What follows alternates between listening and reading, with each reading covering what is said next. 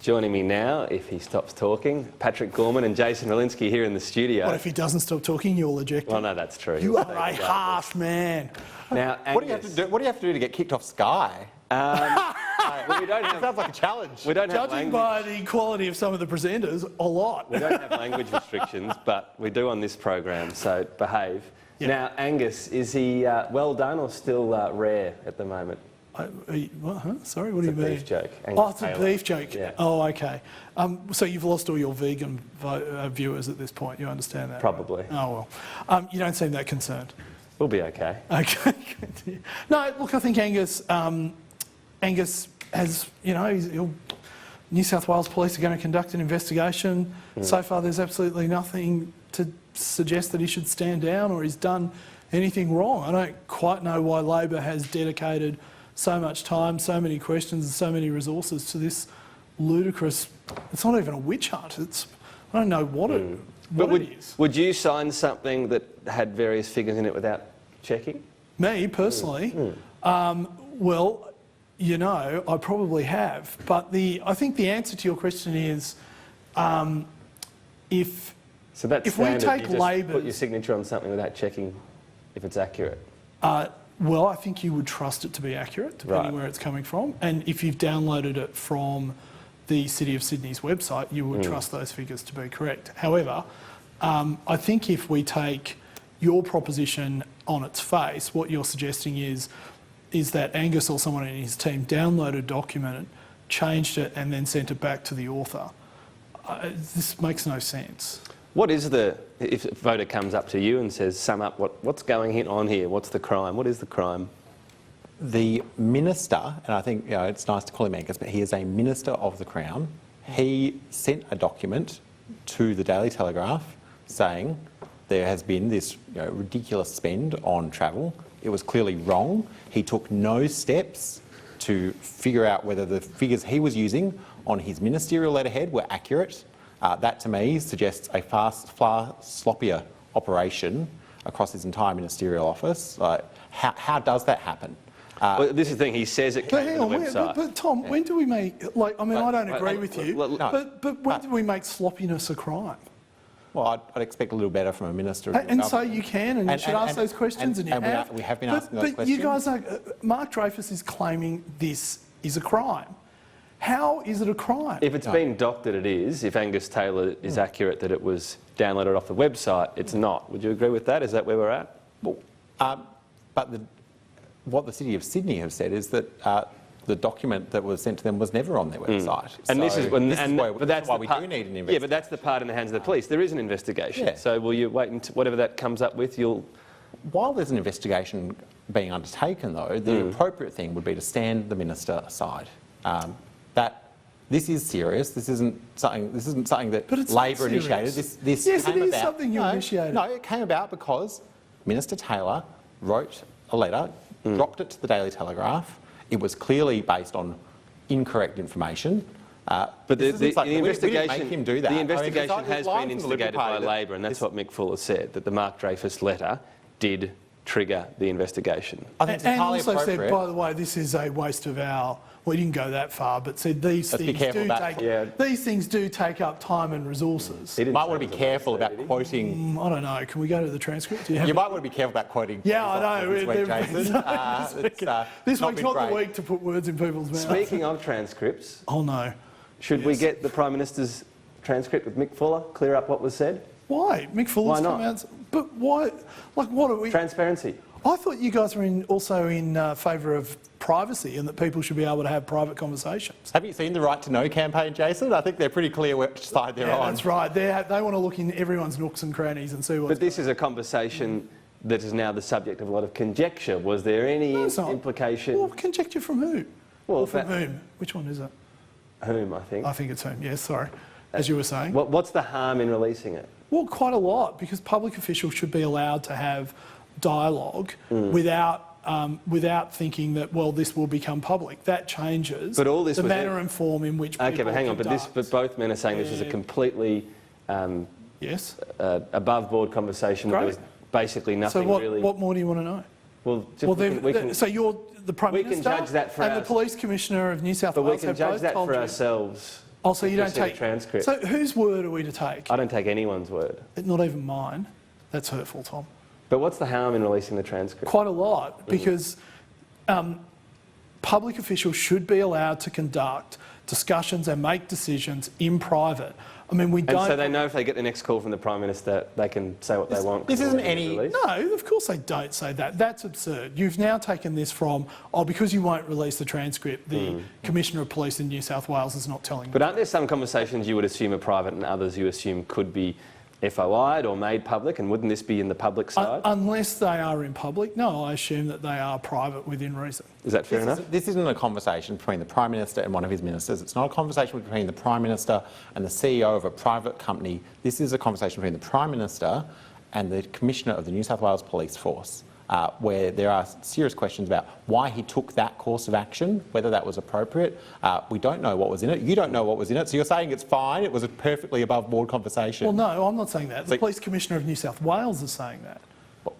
I think it's reasonable in Parliament. I do want to move on, but will Oh, really? So we're not going to talk about Mark Dreyfus. If there's 9 referrals, none of which have come up to anything, that have taken up law enforcement's time over and using over the context of that, if there is no charge laid, will Labor say fair enough and move on?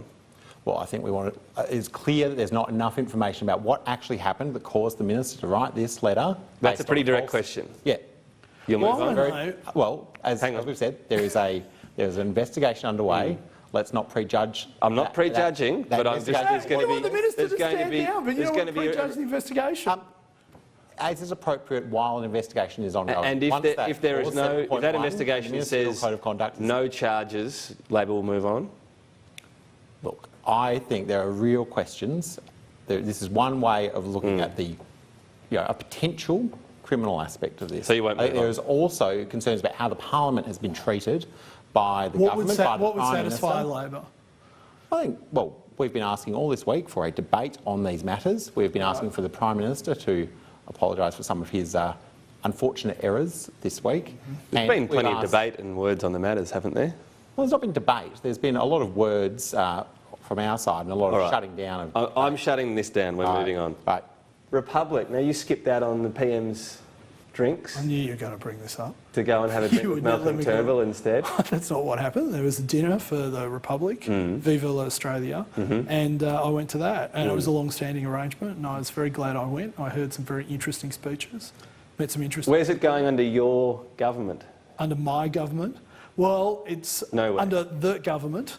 Look, I think it's probably at this point in time there are issues that are of a higher priority. That's not the case. That's not a priority at all. No, I think it's there. There could be a Republic under Scott Morrison?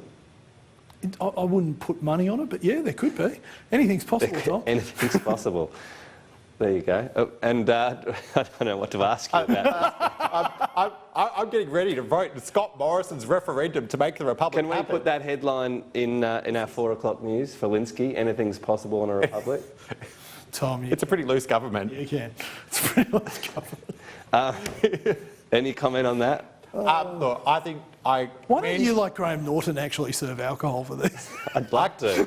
I was about to pay you a compliment. Oh, sorry, pardon me. Jason for his work on the Republic. I think it would probably, in the choice of these things, you always could be somewhere else in this building or when you're in Canberra. I didn't attend the event, but I hear it was loved by all that went. The former Prime Minister Turnbull spoke very well. It's important that we keep advocacy on the Republic, and Jason does a good job of that, and more on his side should do so as well. There you go, Tom. All right. Childcare in public schools you want to talk about. So is this just an idea? Do we know it would work? What's the issue we're addressing? The issue we're addressing is changing our childcare system from being focused around getting parents back into work to being focused around the educational needs of children. We know that brain development happens in the first 1,000 days of a child's life. That's 90% of their brain development happens then. Not their learning, but their brain development. If we invest then, the rewards are huge for our economy, they're huge for our society. I know, and everyone in this place knows, that childcare is too expensive for many working families. It's gone up 28% under this government. 28% increase in childcare costs. And as long as you have rent being the large cost driver in the childcare system, we're going to have a problem. So I'm interested in making our childcare system more Is there like space? A lot of the public schools look sort of jammed full. The ovals are disappearing under portable classrooms and so on. It sounds like a good idea, but is there space for this? Well, I think you'll find in every state and territory the largest landowner is the government. All right. What is this, do you think, an area there could be still more government, whether it be funds or other solutions put into it? Because I know there's been focus and more money put in, but when you start doing the maths on the cost, it's exorbitant. It is very expensive, but Pat's absolutely right. I mean, the first 3 years are critical to child development. Yesterday I had a neuroscientist in for Science Meets Parliament. She was making the point that the last trimester and the first 90 days are absolutely critical for brain development and how everything connects, which has public policy implications around parental leave and should we actually insist mothers take off the last 3 months of their pregnancy so that you know, they're calm and relaxed as they're bearing their child. Not that I've seen many. Make them take leave in the last? Well, we'll give them the option. Absolutely. I'm a liberal. I don't believe in making people do stuff. Right. But what extending paid leave? That's government. Like, these are things. Because the implications of, as Pat says, if we don't get this right in the first 1,000 days, and according to the neuroscientists in the last trimester, that's interesting. The implications of it over their lifetime, in terms of cost to the community, are huge. And the big thing here is a lot of people agree on that, and choice is great, and that should be, I think, father or mother, and that's a problem we've still got. That there's a cultural thing about fathers taking leave off to. Well, once the child's born. Yeah. But one of the things we do know, especially for women, before they enter, puberty, relationships with their fathers or a father figure are incredibly important for their developmental milestones later in life as well. And for children, for men, it seems to be between the sort of 2 and 7 year old when they're learning to wrestle, in particular with their fathers, and they learn that it's possible to be express themselves physically without actually hurting people. So wrestling's a key part of that. So yeah, there's all this stuff is going on that we didn't know about, and I think the implications for public policy, as Pat points out, and you too, Tom, are just extraordinary, and how we grapple with that will be very hard. And it might need a lot. Ultimately, the problem is a lot of these things need money in some way. Business already has an impost there slowly factoring in, but it can't pick up the entire tab for these sorts of leave, or what do you think? Is there more? No, I think this is actually about a public good. We have free public education, primary and secondary, in this country because we believe as a country it is good for our general population, and that whoever you are, you somehow benefit from living in a well-educated society. What we just are learning more and more is that the more earlier we invest in that education, the more return we get. We've waded into a sensible policy discussion. Yes, I'm not sure where to go with it. Let's end on. Let's See, fix that. if you had a bottle of wine here, there'd be, we could go to that. There's one out there. Just finally, Maybe next week. I do want to ask you, Jason Falinski, about China. Julie Bishop has said today it's not racist to target Gladys Liu over any connections she might have with United Front, be it donors, be it groups. Julie Bishop had a lot of donor relationships that would, in the current climate, be seen as questionable. Well, you'll have to tell Tom about those. I'll send Tom. I do remember. I'll send Tom the AEC. You weren't here last term when Matt Keogh stood up and asked this cracker of a question of Julie Bishop about some Chinese donor had set up the world's greatest the Julie Bishop Glorious Foundation. That's the one. Adelaide. That's right. Yes. That was very funny. Just talk amongst yourselves. Any reaction to what she said about Gladys Liu? Because it seems the government's saying, well, we've got to, watch out for this foreign influence, but they're not seemingly extending that to Gladys Liu in the seat Chisholm that China reportedly wanted to take. Well, allegedly. But I think the key issue here is that none of us, that everyone is subject to the law.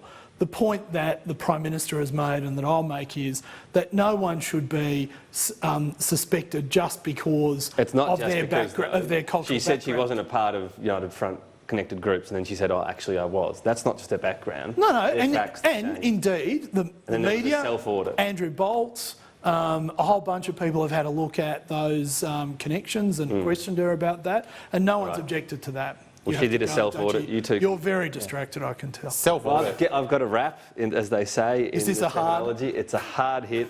She did a self-audit. You two can do a self-assessment on how you've gone today. Oh, thank you. We'll talk soon. I Jason already- Falinski. Thanks. Patrick Gorman. Coming up on the next hour of Newsday, Independent MP Zali Steggall joins me as the government edges closer to repealing Medivac.